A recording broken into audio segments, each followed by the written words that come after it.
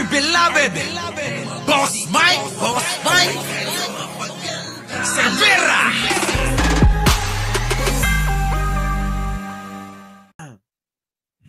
Eto, gusto nyong batikusin natin tong lintik na to.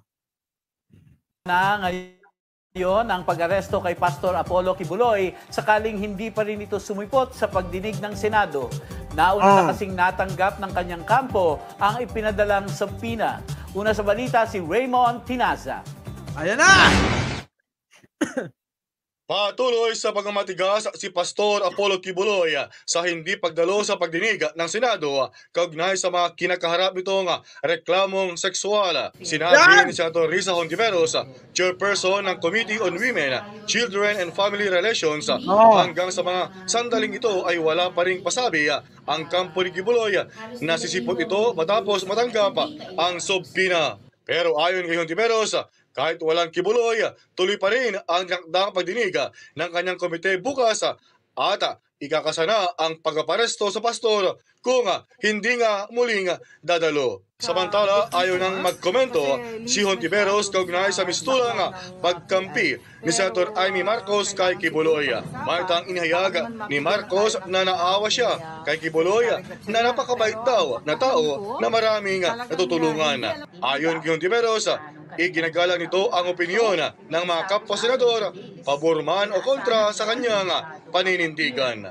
But in any case, tuloy yung pagdinig bukas, yung subpoena ng Senado kay Pastor Kibuloy ay sinerve na sa kanila at tinanggap ng kanilang mga tauhan. So, ang status as of today is inaasahan siya at obligadong mag-appear bukas sa pagdinig para sagutin sa wakas yung mga akusasyon laban sa kanila.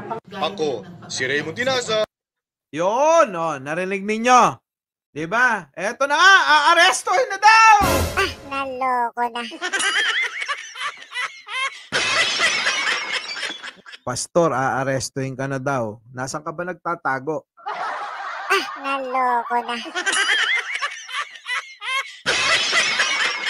Oo, baka naman ha. Baka naman, Baka naman, pastor. Sige na. Pakita ka na. Naloko na.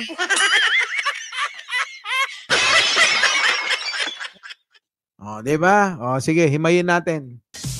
Inihahanda na ngayon ang pag-aresto kay Pastor Apollo Kibuloy sakaling hindi pa rin ito sumipot sa pagdinig ng Senado. Nauna na kasing natanggap ng kanyang kampo ang ipinadalang subpoena. Una sa balita si Raymond Tinaza. Patuloy sa pagmamatigas si Pastor Apollo Kibuloy sa hindi pagdalo sa pagdinig ng Senado kaugnay sa mga kinakaharap nitong reklamong sexual. Sinabi, ayan, diba? Ang kaso mga sexual. Anong sexual? Mael ba? Naloko na. Pamsi, shoutout, ni Senator Risa Hontiveros, chairperson ng Committee on Women, Children and Family Relations, hanggang sa mga sandaling ito ay wala pa ring pasabi ang kampo ni Kibuloy. Nasisipot ito matapos matanggap ang subpoena. Pero hindi nga, ayaw nga, umaten eh. Ninyo, pag pinatawag ka nila, huwag ka rin umaten, pwede ba yon? Naloko na.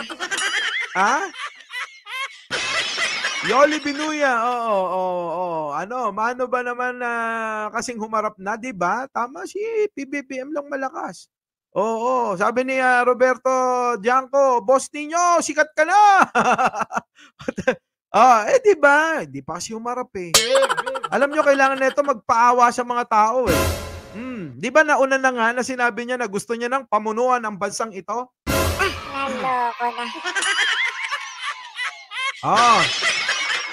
Ngayon nga, aarestuhin na.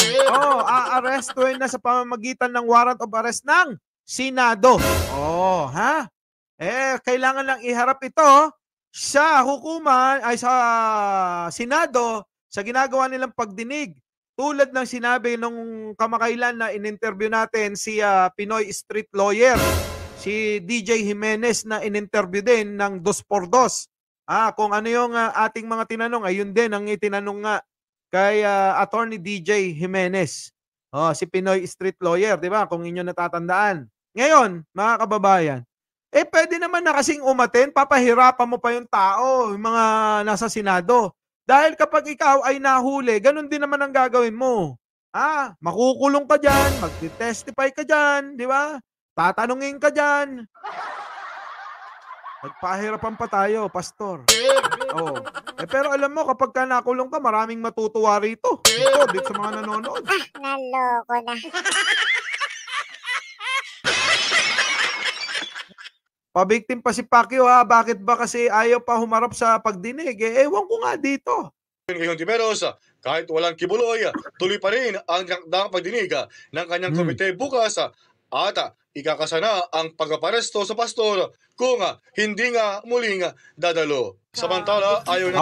di ba? Kahit na wala ka Kibuloy, itutuloy pa rin nila. Kahit si Erica Nodalo na lang yung nandiyan dyan. Di ba? At kapag hindi ka pa rin talaga, yun na nga. Last chance mo na yan. Attend ka na.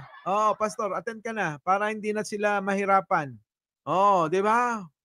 DOJ na yan, wala na siyang kawala. Sabi ni Gilbert Soles, di ba? From outside his kingdom, mahirap na siyang makakuha ng sympathy. Sympathy sa So, does it mean yung paawa niya is to solidify his hold on his followers. Tama. Natutunaw na ba? Matutunaw na talaga. Lahat naman sila. Si Duterte nga, natunaw. Naloko na. Sen Malinan. Di ba? Shout out. Yun na nga, mga boss. So, eto naman si At. Hindi, huwag kayo manang ay. Kukunyari lang yan. Kunyari.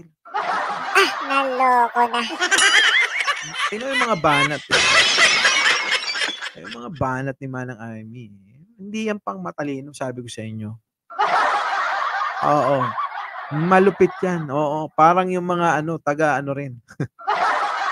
di ba? Di ba ninyo? Parang yung mga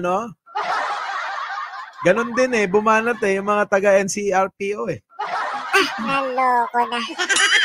Parehas na parehas. Di ba? One Piece. Boss ninyo, sabi ni Pacquiao, kakasuhan ka daw ng ng cyber libel. Pag hindi pa siya mag-show up, arrestuin na siya. Boss Mike, nagtatago na yan si Pacquiao sa mansion niya sa langit. Mahirap ng puntahan nyo. Anyway, mga boss. Naloko na. Diba? Anyway, dahil kinaka Eric at Badoy, sumingaw ang baho ni Kibuloy. Yun na nga. Anyway, mga boss, muli. Mike Cervera po. Laging nagpapaalala. Bago tayo magtapos. Huwag niyo pong kakalimutan mag-like, mag-share at mag-subscribe. At syempre muli, Mike Cervera po laging nagpapaalala. Mahalin natin ang ating kapwa, ipagdasal natin ang ating bansa. Magandang umaga, magandang hapon, at magandang gabi. Siya ang mandako ng mundo, naroon kayo. Abangan nyo po mamaya. May live, magla-live kami ni Lai Austria. Alam nyo na. Oy, Kapdong, nasan ka na? Busabos, yung mga mangkanor dyan. Kita-kita tayo mamaya.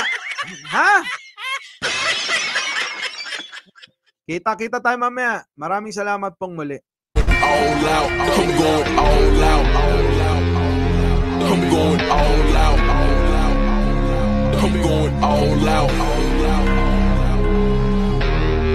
I'm going all out. I'm going all out.